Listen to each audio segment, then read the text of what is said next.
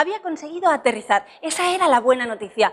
La mala era que estaba en mitad del desierto, sin motor, sin agua, sin comida, solo.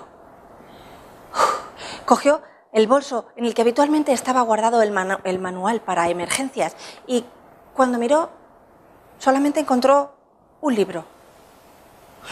Guía de las mejores recetas de cocina internacional. Bien, después de 3 días de hambre y desesperación, intentó algo.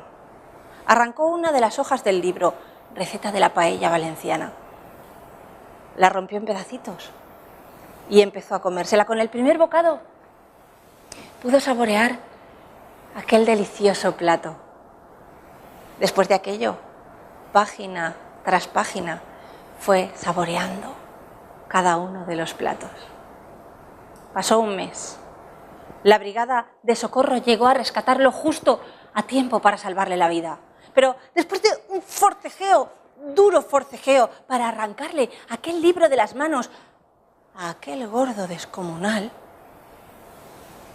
vieron que quedaban solo 3 páginas de la sección de postres y tartas del mundo.